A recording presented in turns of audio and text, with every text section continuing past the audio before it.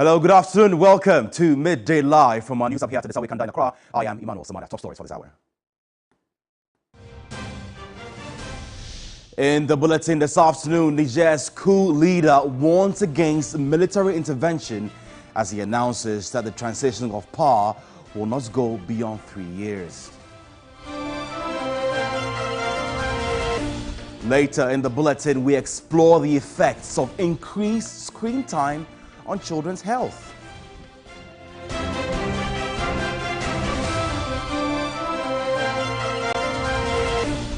And on the international front, Russia's first mission in 47 years fails after its Luna 25 spacecraft spun out of control and then smashed into the moon.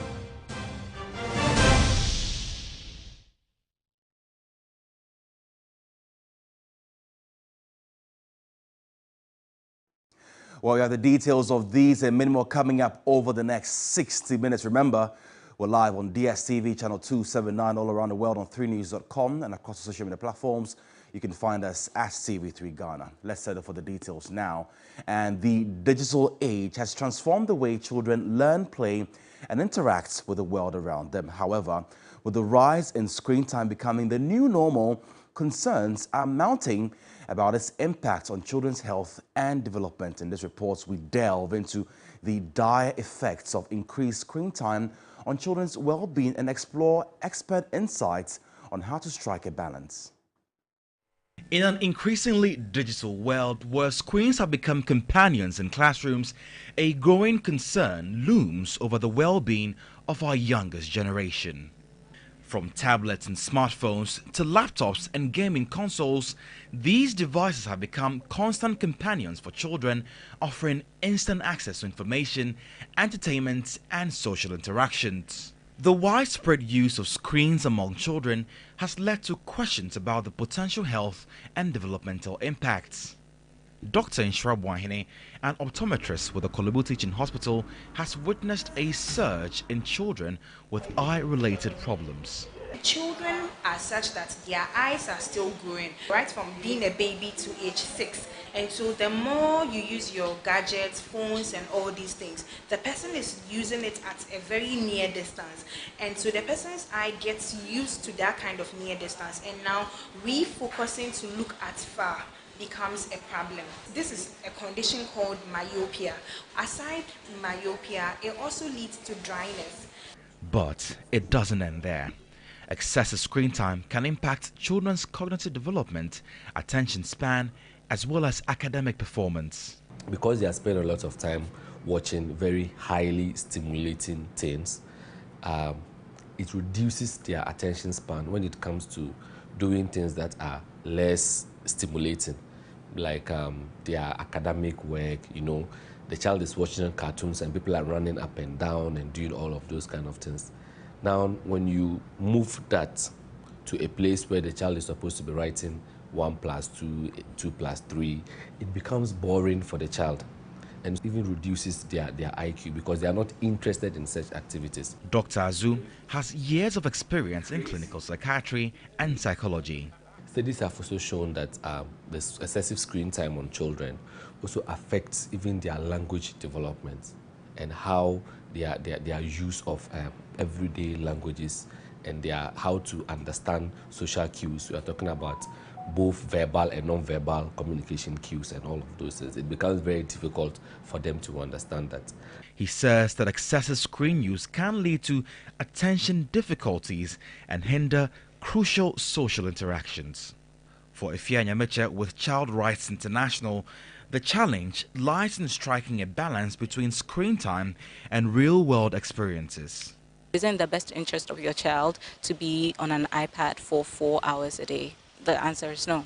So then what can you do to change that? So you have to institute more playtime into your relationship with your children, and you have to be intentional about that. So how much time am I spending with my child after school? How much of their day am I finding out about? How many exercises or activities am I engaging with my children in? How much playtime? Because play is very important. If you look into it, children have a right to play, and that shouldn't be something that's outside of the parent-child relationship. While screens have proven educational benefits and can enhance learning, the excessive consumption of digital content can lead to adverse outcomes. As technology continues to shape the modern world, it is imperative that we navigate the influence on children's lives. From digital eye strain to disrupted sleep patterns and cognitive development, the effects of increased screen time are undeniable. But by setting boundaries, encouraging physical activity as well as promoting face-to-face interactions, we can help children grow in a well-rounded and healthy way. Emmanuel Samani, TV3 News, Accra. Well, some more stories this afternoon, and Niger's coup leader, Abdurrahman Tiani, has said that a transition of power would not go beyond 3 years and warned a military intervention against the junta would not be easy. In comments made during a televised address, Tiani said, quote, "Our ambition is not to confiscate power." General Abdul Tiani gave no details on the potential transition, saying only the principles for the move would be decided within 30 days at a dialogue to be hosted by the ruling military council. He warned that, quote, "If an attack were to be undertaken against us, it will not be a walk in the park for some people who seem to think so," end of quote. Meanwhile, a delegation from the Economic Community of West African States, ECOWAS, on Saturday met Niger's ousted President Mohamed Bazoum and held talks with junta leader General Abdul Rahmani Tiani in the capital, Niamey. ECOWAS is pursuing diplomatic ways to reverse the July 26 coup. The coup leader's acceptance of this mission could signal a new willingness to negotiate after the bloc on Friday doubled down on its threats to use force as a last resort to restore democracy. The group was led by Nigeria's former military leader Abdul Salami Abubakar and included ECOWAS Commission President Omar Toure. The delegation also met ousted President Mohamed Bazoum.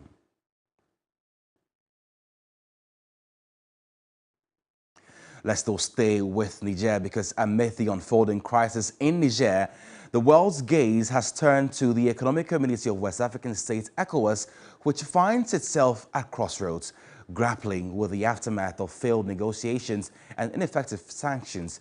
As tensions escalate, the ECOWAS standby military force is also poised for action.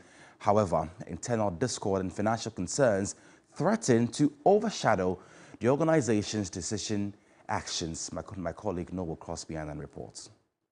Now, it is looking increasingly likely if something dramatic does not happen, ECOWAS will use force to overturn the coup in Niger that overthrew its democratically elected president Mohamed Bazoum. We've already agreed and fine-tuned what will be required for the intervention. I tell you, we are ready to go anytime the order is given. While specific details about a potential operation in Niger have been kept mostly under wraps, it is expected that member countries like Ghana will contribute some way. Ranking member on the Defense and Interior Committee in Ghana's Parliament, James Agalga, insists whatever it is, Ghana's Parliament must approve the involvement. You know why it is compelling that the President Akufo-Addo's government must come to Parliament, table the decisions taken at the level of ECOWAS for parliamentary approvals? No. We don't have any appropriation for any war in Niger. And so if Ghana has to commit troops, how do we fund the troops? From which sources?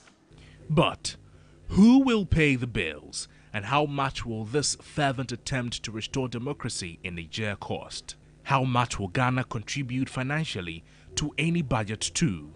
Ghana's Deputy Information Minister is Fatimatu Abubakar. In the case of Ghana, our contribution will be based on the capacity of the government of Ghana upon serious deliberations to see what we can afford. Ghana can only contribute what Ghana has. If it is 1 cedi, that is what Ghana will give.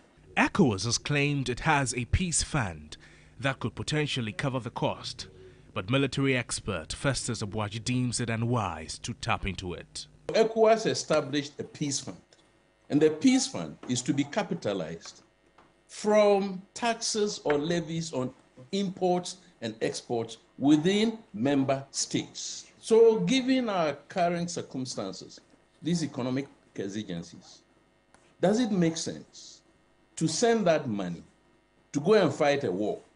Whatever the cost, political scientist Ransford Jampo is adamant the sub-regional body needs to tread extremely carefully about a military intervention.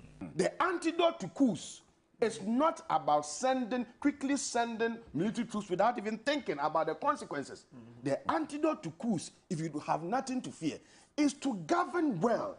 And with the cost lines blurry and the unwillingness to get into the cost conversation, there are many who will agree.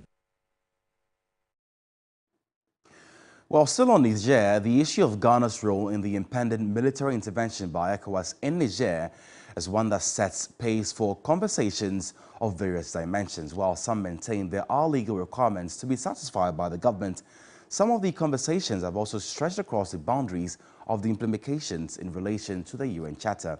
In this report by Manasseh Aprum, we explore the points that have so far been raised. The concept of use of force when it comes to international law could have many legal and policy implications, but most importantly, there exist certain criteria to be satisfied first in the application of use of force. According to Article 2.4 of the United Nations Charter, the threat or use of force is prohibited in international relations. There are, however, two exceptions to this, which are either a UN Security Council authorizes the use of force under its UN Charter, Chapter 7, which has to do with responding to a threat to peace, breach of peace, or aggression, and in the case of an armed attack against an ECOWAS member state within the meaning of Article 51 of the UN Charter. Private legal practitioner Martin Pebu is unconvinced this condition has been met. Article 2.4 of the UN Charter is very clear that states should not use force in their international relations. Article 2.4 of the UN Charter is clear. It prohibits states. So President Akufo-Addo, don't take our money anywhere. Talk about your bad governance. Ghana's participation in this intervention has come under critical questioning, considering that Ghana is a dualist state and the 1992 Constitution in Ghana under Article 75 provides that the government would have to seek parliamentary approval to ensure that whatever international agreements the country is a party to is ratified and domesticated before it can become effective. There are a number of ECOWAS protocols which the group could rely on as a justification for the use of force, an example being the 1999 revised protocol of ECOWAS. But security expert Festus Abuaje states that these protocols have not been ratified. If America had been us and ECOWAS had been NATO, by this time, the Congress of the United States would have been asking its president to bring the arrangements to the Congress. My village wisdom tells me that you cannot have an armed forces per your constitution established solely or primarily for the maintenance of your territorial integrity and safeguarding of your sovereignty. And then you want to take those armed forces outside of your country, and you think that it is right and it is appropriate to take those troops without coming to parliament. The Ghana government insists, however, that it will not take any steps that will compromise the sovereignty of the nation, according to Deputy Minister for Information Fatima Abubakar. We know that all the countries and the ECOWAS do not have similar capacities or similar prevailing economic conditions.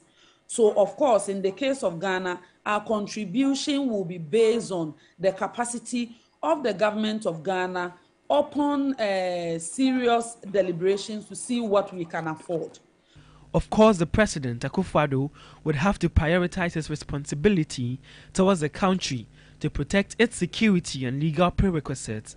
He will do this balancing his responsibilities towards the ECOWAS, and it shall be interesting to note what decisions Ghana takes. Manasseh Aprum, TV3 News, Accra.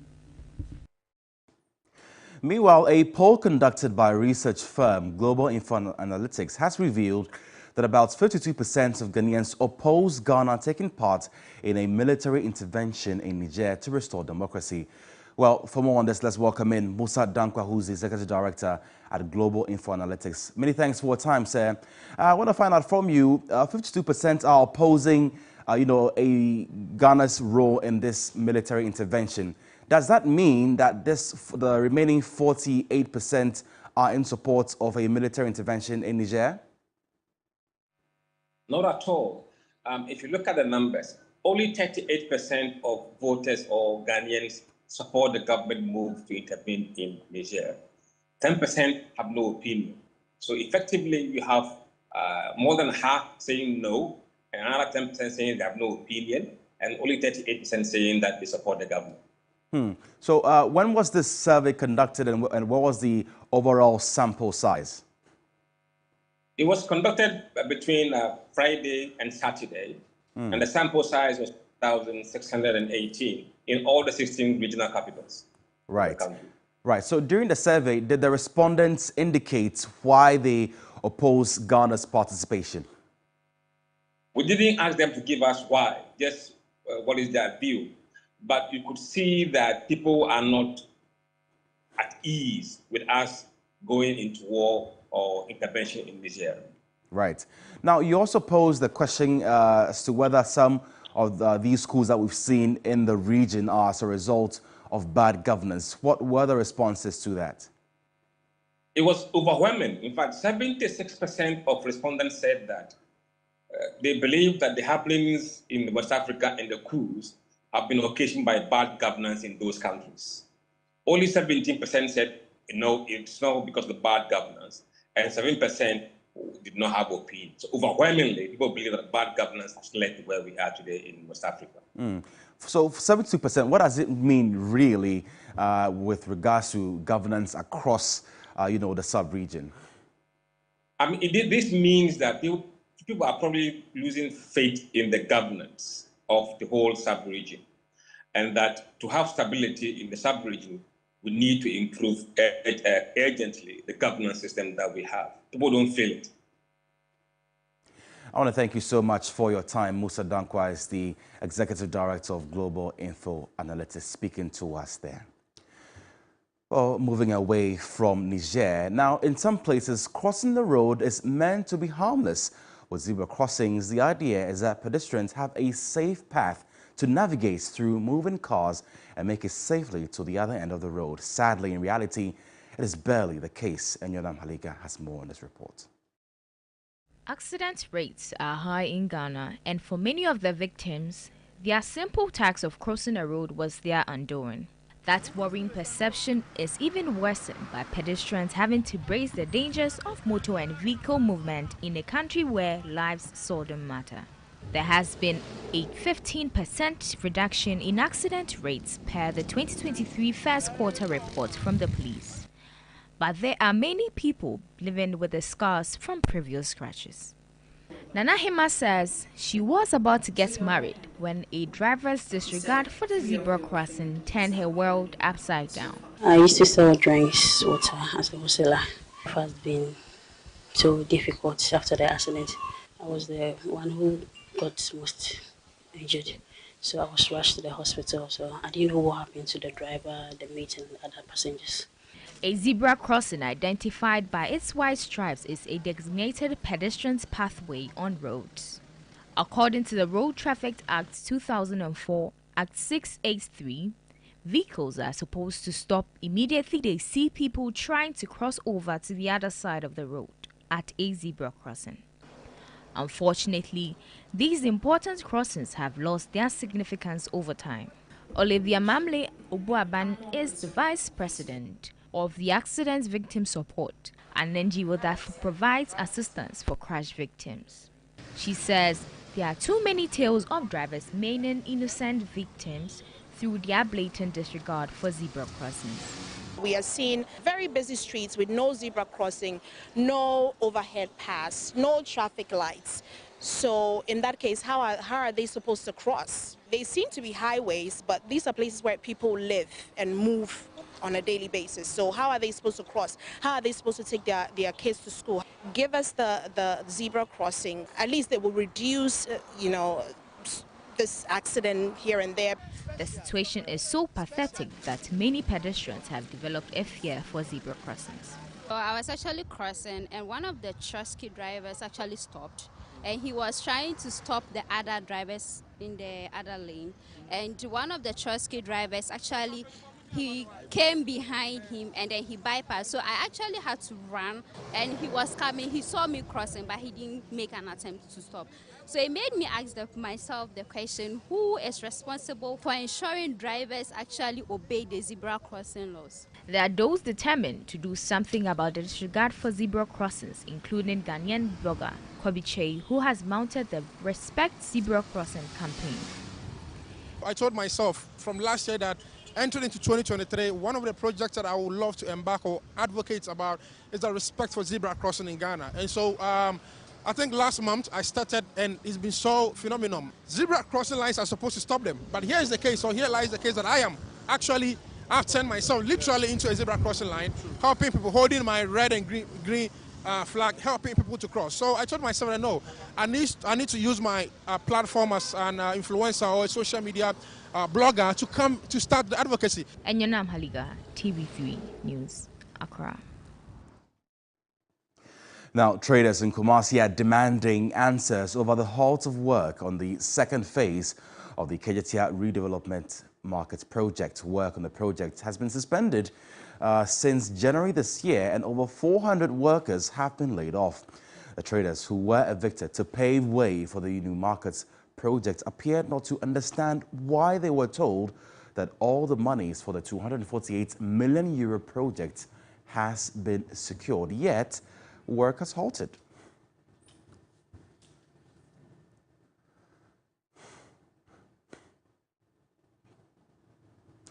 Well, let's cross over now to Kumasi and speak with Ashanti Regional Correspondent Ibrahim Abubakar for more on this. Ibrahim, many thanks for your time. What can you tell us regarding the current state of the project as we speak? Well, Samani, as you can see, that's the project behind me. You can hardly find any worker here doing anything. The only people I spotted since I came here about 2 hours ago were 3 security officials who are manning the facility. So currently, all the workers have been laid off because there is no activity here. Since January till date, they've not been working because the project has been halted. It is now around 70% thereabout complete. And the project is expected to be handed over by June 2024. But looking at what is happening at the moment, for the past 8 years, no work has been done.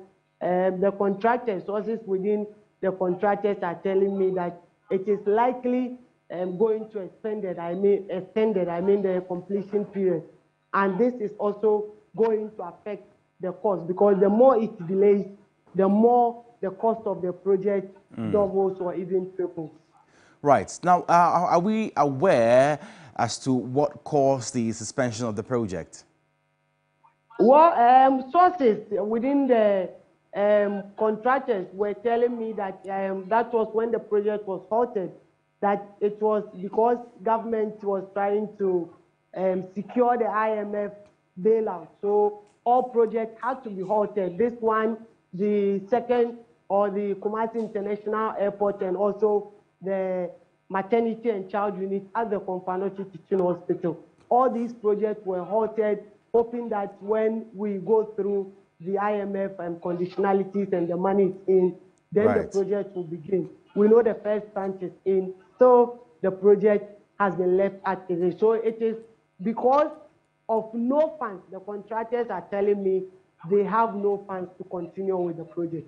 Right. Now, before I let you go, Ibrahim, it's been 8 months, and the traders who used to ply their business there, have you been engaging some of them, and what have they been telling you?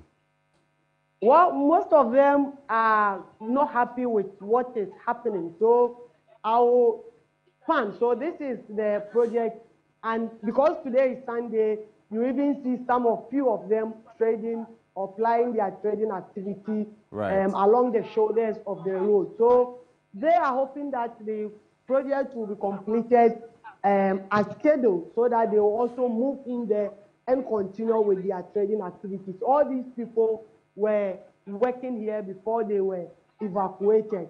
They are showing some indications that in an unlikely event that the talk and government or city authorities do not heed to their call, then they will be left with no option than to hit the streets and demand for answers. Ibrahim Abubakar, Ashanti Regional Correspondent, thank you so much for your time.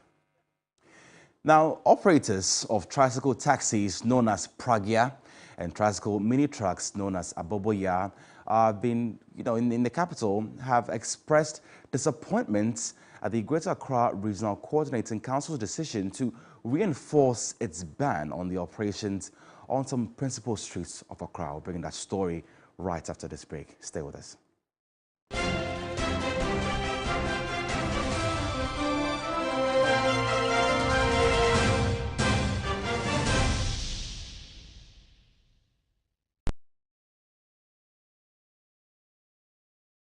Everybody knows Acrobato.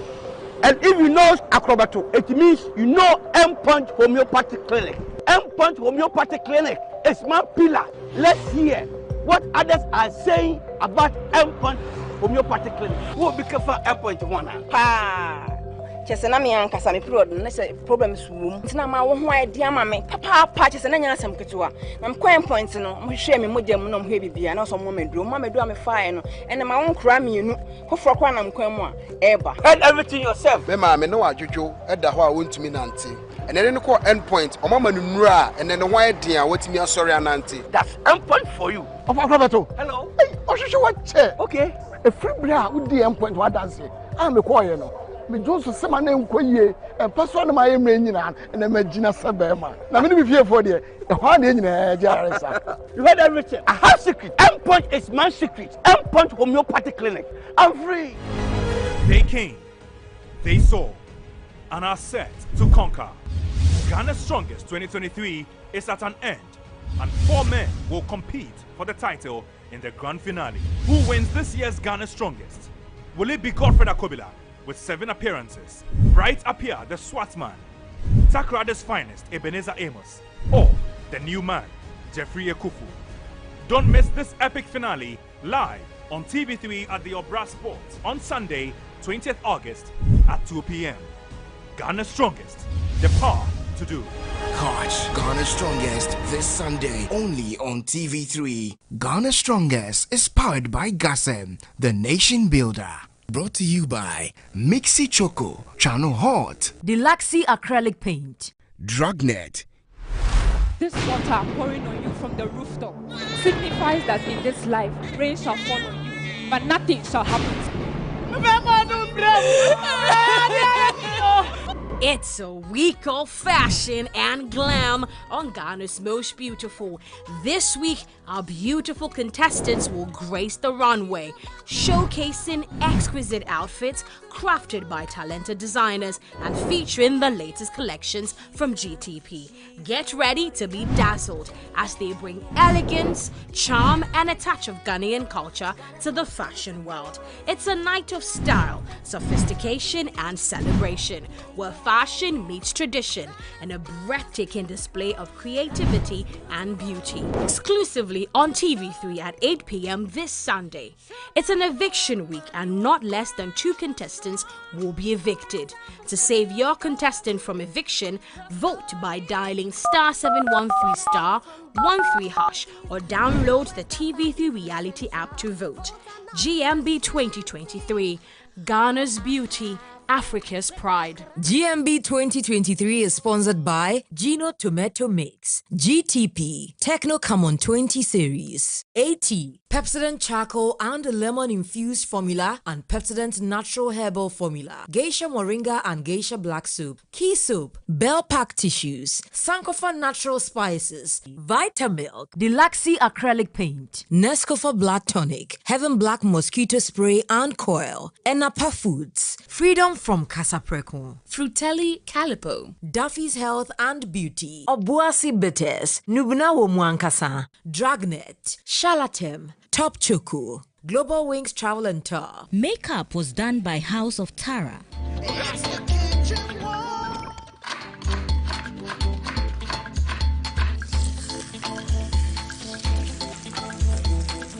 This week on the second season of Kitchen Wars, it's the 10 of Group D. We are the chef on chefs. We are winning. Expect nothing but the best from us. Mojo shine forevermore. Whose aroma will do the magic trick for Group D? Okay, I want a free outfit for sis. So that you can accommodate. And when you see my size, I don't eat, I feed. 5 attempts. 1, 2. Whose aroma will do the magic trick for Group D? Find out right here on season 2 of Kitchen Wars with me, Cookie, TV3, Sunday, 5 p.m. Kitchen Wars Season 2 shows Sundays at 5 p.m. on TV3. Don't miss it. Sponsored by Gino Tomato Mix. And Napa Foods. Say Napa. Enye ono soko. PGL. Lesho no, aye manya to say so manya. And aye chaka chaka to say chaka demos. Otoka bi belonche and delay. Nani nyaye for fame. No. Seriously? I be singing no because almost all brofo nye prempe brofo. Brofo and this cabana meka. Anya brofo who be as ana meka. It's all called public restroom. Who you so male and female Ladies. And don't you think yes I will violate Emma because you have a male sex organ but you are using the ladies? Oh, tell me and follow it. What a wild you know a put toy and you need delay a put toy.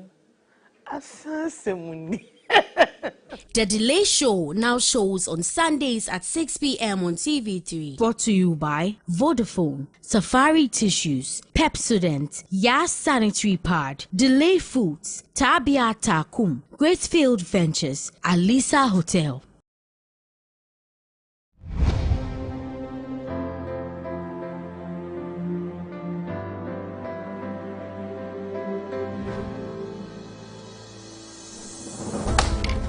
Hello. It is essential that in life you see yourself reflected in the stories of others. As a little girl growing up, I had always wanted to have a voice. One that would not only be heard, but would be seen and would be felt.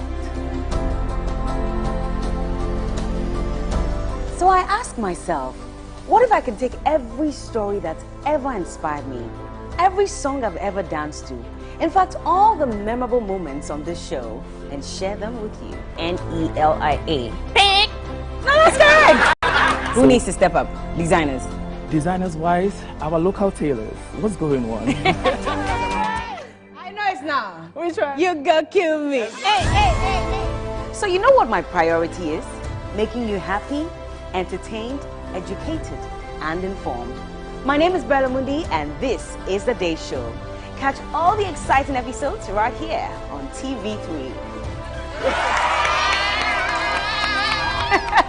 Oh, this is going to be so much fun. The Day Show, Sundays at 3 p.m. on TV3. This Onga. Peking.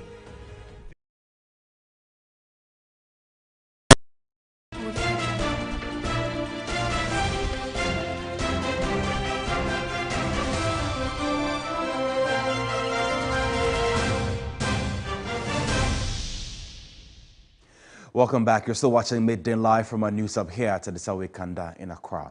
Now, operators of tricycle taxis known as Pragya and tricycle mini trucks Abawoya in the capital Accra have expressed disappointment at the Greater Accra Regional Coordinating Council's decision to reinforce its ban on the operations on some principal streets of Accra. They fear many young people have resorted to this line of work, and if they are restricted from operating in the central business district, many residents in those areas will lose employment opportunities due to the current economic challenges. Godwin Asideba reports. 21-year-old Eric Jambo is a student of the Accra Technical University and a part-time tricycle operator. He's able to transport bags of sachet water easily to homes and shops of his customers with the aid of a tricycle mini truck known as Aboboya, which was provided by his boss to make work easier. After completing SS, me particular, there was no job for me to fall into. I've tried several government work, but because of how the country is, no money, there is no job for you. And now I've gotten someone to employ me to work with his motorbike. He fears the reinforcement of the ban on the use of tricycles on principal streets in the Greater Accra region will cut off his only means of livelihood. There is no parent to support and there is no money anywhere. This is what I also do to support myself. If they are going to ban this, they need to create a job that will have income. Efo Michael is Eric's customer and speaks highly of tricycle operators. Some people, we don't get money to take full car, and those that full car too, they are using diesel. If they are not allowed to pick even 200 or 100 from Medina to here, they will tell you they cannot. So Aboboya we get them, so they will go there and take 100. Many young people in the country have resorted to this work in the face of the current economic and financial crunch. In Agbogbloshie, one of Ghana's biggest slums, I was met with a smoky atmosphere on a busy morning. Right at the entrance of the Agbogbloshie market are these tricycle operators. Mohammed Razak, 23 years, traveled to Accra from Tamale 3 years ago to work to make ends meet so he can return to school. We are doing this one small, so that maybe in case we get money, you can go and continue the school again. He pleaded with the authorities to punish offenders rather than imposing a blanket ban on all operators. We are going to beg him that for let us do this thing, because some people they don't go to school or they don't know how to go and do something for. Apart from this work, they don't know how they are going to do. Most of the workers here deal in scraps, and the tricycles are their only mode of transportation. Quite a number of them have swamped the space here waiting to be loaded with scraps to move. Abbas Fatau, an operator, wants authorities to streamline the activities and deal with offenders rather than restricting them. If he buys something side, Aboboya you go carry and come for a house. So you know if you take taxi, you know if you take the iron know if you go taxi inside. Aside the Aboboya, Pragya is also one of the tricycle business fast inundating the streets of Accra. Well, tricycle operators, popularly known as Aboboya and Pragya, have gained popularity as it has become most comfortable and convenient mode of transportation for people in Accra. They have not only eased commuting but also created jobs for people of various age groups in the city.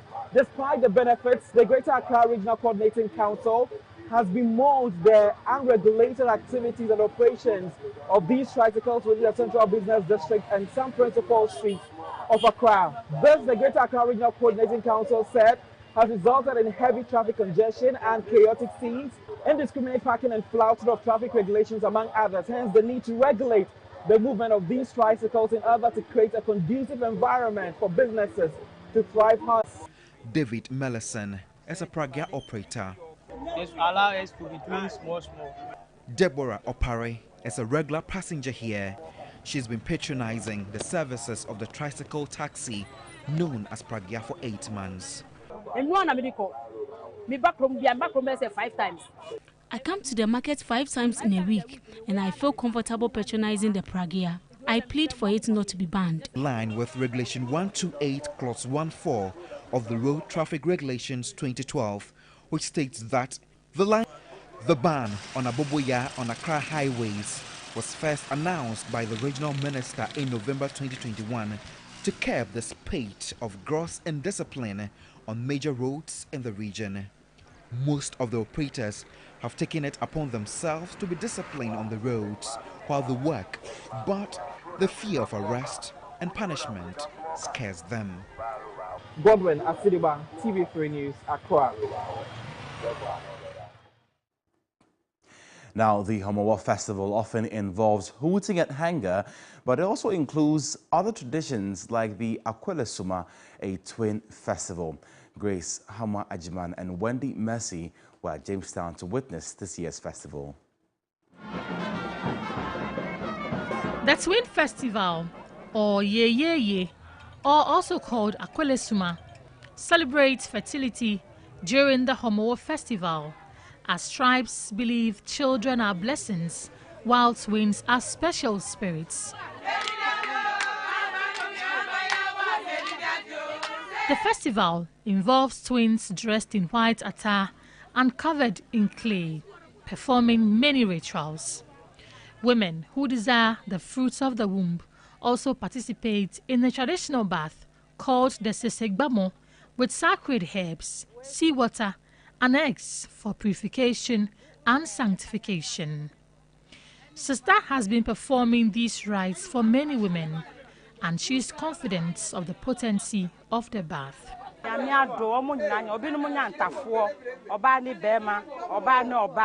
Some are blessed with twins, triplets, or quadruplets.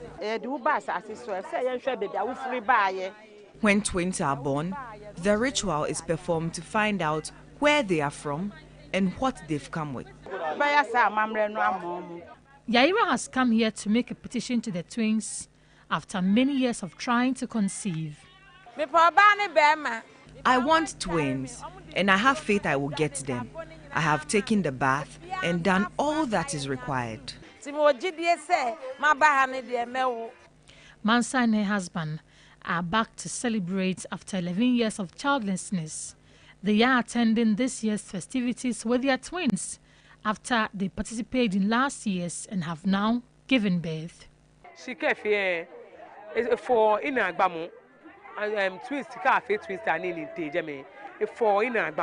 Whenever the rituals are being performed, I feel a need to partake, so I took part last year and got pregnant the following month with twins.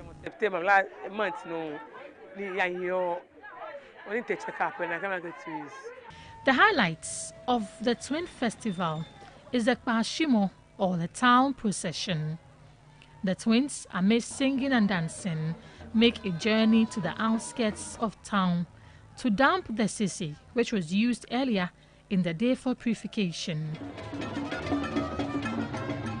Modern day fashion has become a key part of celebrations, with twins beautifully dressed in many themes to mark the occasion. This continues until the last twin in the vicinity makes the journey to the outskirts of town. The day ends with merrymaking and feasting.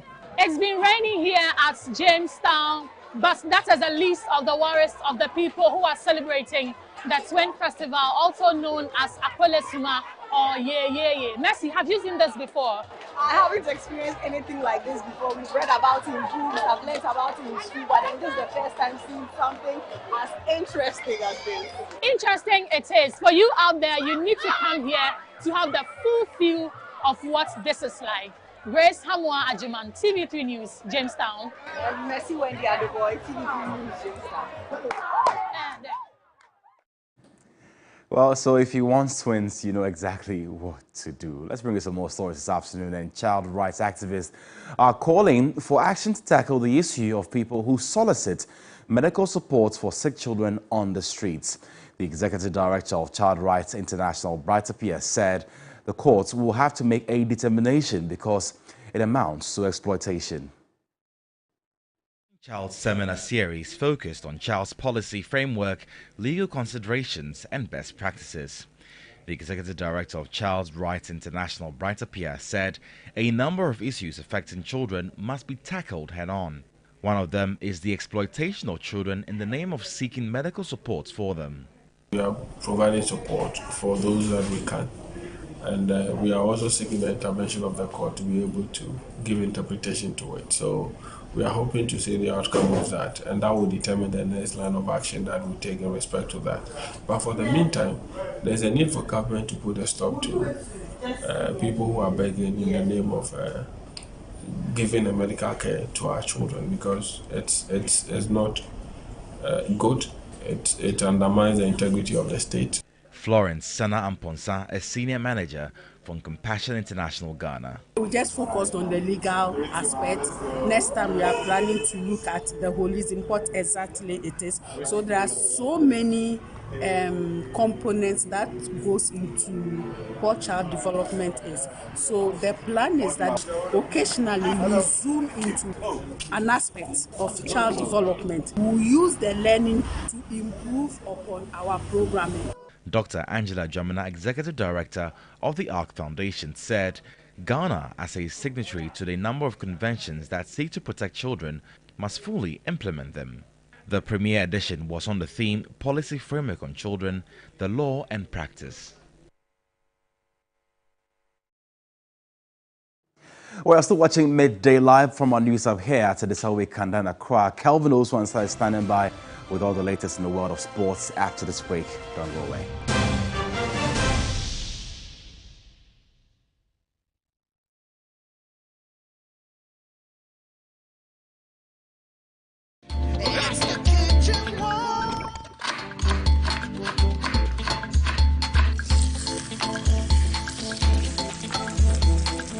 This week on the second season of Kitchen it's the 10 of Group D. We are the chef on chefs. We are winning. Expect nothing but the best from us. Bojo shine forevermore. Whose aroma will do the magic trick for Group D?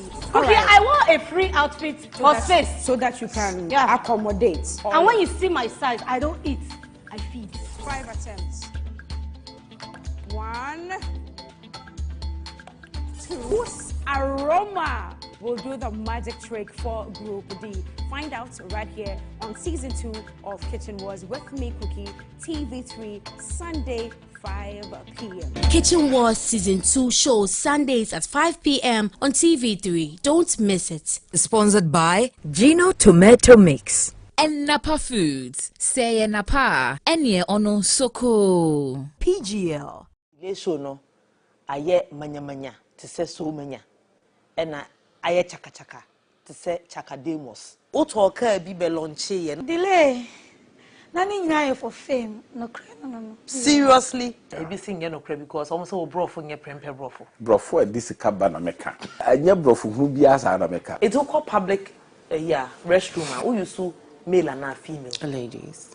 And don't you think yes I will violate Emma because you have a male sex organ but you are using the ladies? Oh, tell me and follow it. What a word you know a putoy and you need delay a putoy. The Delay Show now shows on Sundays at 6 p.m. on TV3. Brought to you by Vodafone, Safari Tissues, Pepsodent, Yas Sanitary Pad, Delay Foods, Tabia Takum, Greatfield Ventures, Alisa Hotel.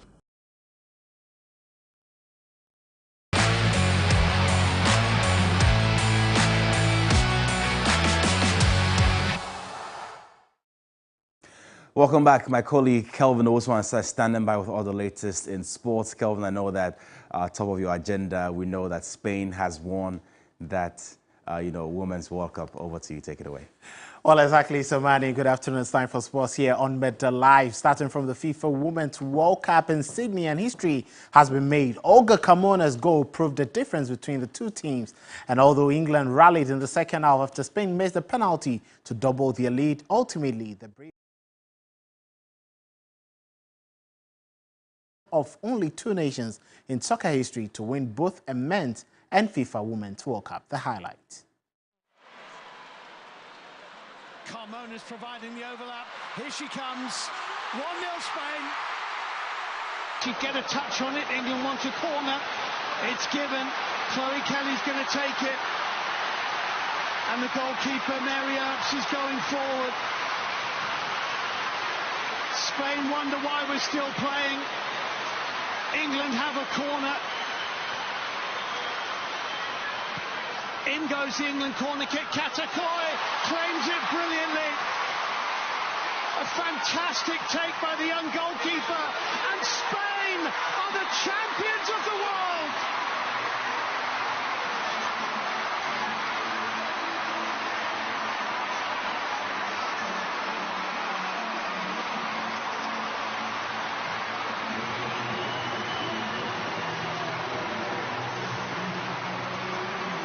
triumph from adversity. This Spanish squad. Now to the MLS, where Lionel Messi scored a signature goal on Saturday to lead Inter Miami past Nashville FC in a penalty kick shootout to capture the Leagues Cup title and secure the club's first ever trophy to qualify directly to the 2024 CONCACAF Champions League round of 16.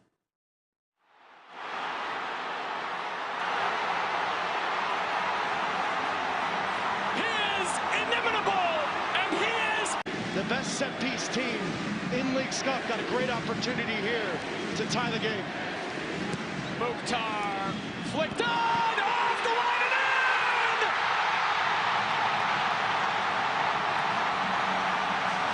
in! Lionel Messi against Elliot Panico. Waits for Panico to commit. Scores! Busquets against Panico.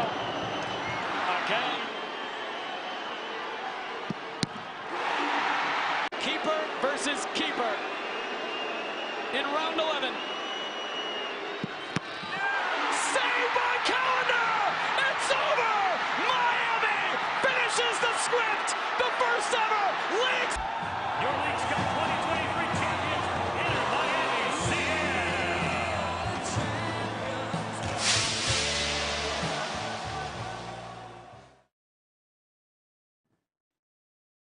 Lionel Messi once again, and now to some transfer news. And French giant Olympique Lyonnais have reached out to Ghana teenage prodigy Ernest Nuamah from Danish club Nordsjælland.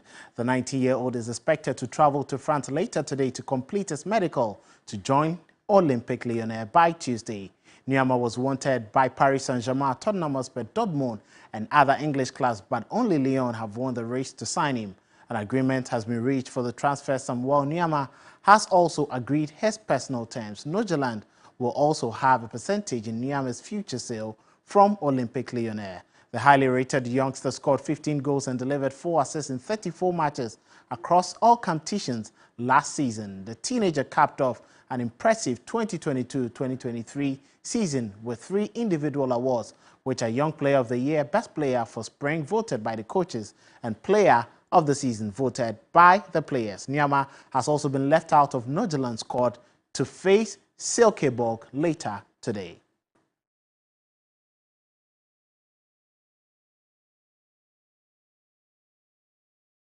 Now to the English Premier League, and Manchester City ensured a 100% start to their title defense with a 1-0 victory at the Etihad Stadium against Newcastle United, courtesy a finish from Argentine forward Julian Alvarez. It's Rodri into Kovacic. Starting to find a bit of room between the lines, aren't they, at the moment? Manchester City. Here's Kovacic once more, and now Phil Foden. Pulled back here to Alvarez. Good chance, good goal. Here, brilliant. Keeps it open, keeps it going, cuts it back, and that is unstoppable. Brilliant goal, brilliant.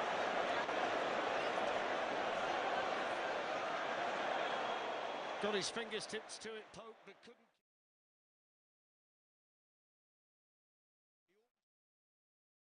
Now on the domestic front, the grand finale of the 2023 edition of Ghana's Strongest is scheduled for this afternoon at the Kwame Nkrumah Circle after a series of challenges. Finalists Bright Appear, Ebenezer Amos, Godfred Akobila and Jeffrey Akufo are prepared for the final showdown. TV3's only sports reality show climaxes this weekend, with the finals set to take place. 4 strong athletes will go head-to-head at the Obra Sports Circle on August 20 for the much-coveted title of being called Ghana's Strongest. 7-time finalist Godfred Akobila, who's yet to win the crown, believes this will be his year. They know what I'll be doing on Sunday, so I'm their biggest nightmare. They do not sleep because of me. Yeah. They go to bed with me in their head. They wake up with me in their head. Yes, I am so prepared. So, First runner-up from last season, Bright Appear, popularly known as SWAT, has promised the rest of the security service he will make them proud. Last year, as you can see, I was second. And I don't want to go back. Pants and to the police service, to the military, the migrations, and the prisons. This is your man. This is my year. This year is my final year, and I'm coming all out. As you can see, it's just only one shot will kill the three of them. Ebenezer Amos, also referred to as chilling, isn't even entertaining the idea of giving the other three a chance. They should expect nothing but the best from me, because this coming Sunday I'm gonna do much better than ever. Yeah, so they should expect the best from me. Debutant Jeffrey Akufu admits he may not be as experienced as the other finalists, but is adamant he stands an outside chance of winning the ultimate. Face your fears and discipline, courage, anything that you do, you got to put in your all. Yes, so I have really dedicated my time, my all into this game, because I want anybody supporting me should, expect the best.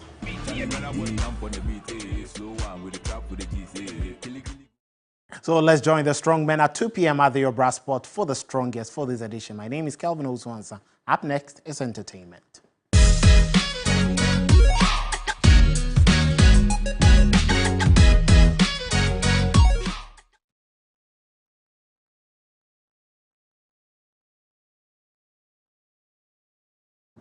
Time now for the latest in entertainment. And Ghanaian songstress Miss Bell has said that controversies that erupted between her and actress Tracy Boache in the Papano saga has negatively affected her relationship with former President John Mahama. Speaking to Caleb Nebo on Showbiz 927, Miss Bell said she misses former president, but no longer has access to JM as she used to. Did you meet ex-president Mahama? It's been a while. You haven't seen him? Yeah, no. You haven't called him too? No, I miss him. I miss my daddy. But you have his number, right? Not anymore. Why? Has he changed his number? I guess so. Have you tried the old number and you didn't get him? Yes, I have. Oh God, this is going to be a headline.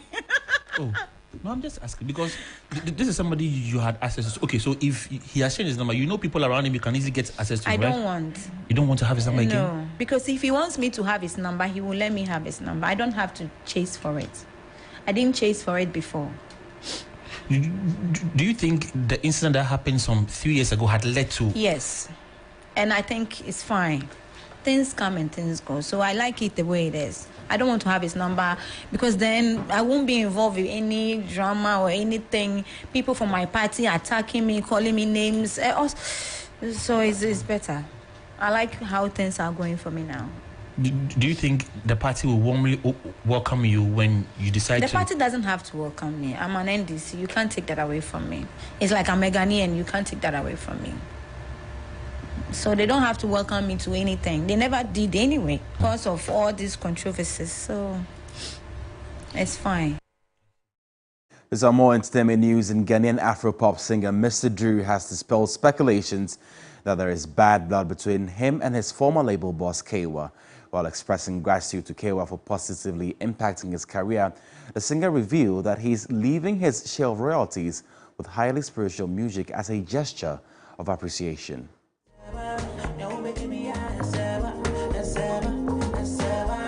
You and Kaywa still there? Like, oh, yeah. I mean, friends? We're cool, we're cool. Ah, yeah. You are sure? Oh, yeah. Who friend offer? I want to use this platform please. To thank Highly Spiritual Music, Papa Kaywa, for working with me for the 5 years. It's not been easy, and I want to say thank you to him. And also, I just want to say I'm just grateful. And no bad blood? No bad blood. And I'm even leaving my royalties. Hold on. You are leaving your royalties? Oh yeah. I feel like that should be part of me being, grateful and saying, thank you to Highly Spiritual Music. So, I leave everything. I leave my share of my royalties to the label. Yeah. That's...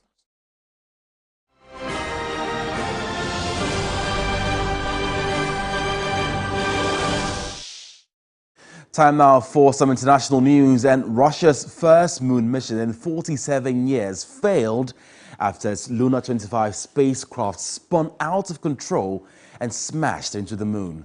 Russia's State Space Corporation said it had lost contact with the craft shortly after a problem occurred as the craft was shunted into pre-landing orbit on Saturday. According to Russian space officials, Luna 25 was supposed to execute a soft landing on the south pole of the moon on August 21. And that's it for international, and that's how we wrap up the news here on Midday Live. You can find more news when you log on to our website. It's 3news.com. I am Emmanuel Samani. Take care of yourself, be well, and enjoy the rest of your weekend.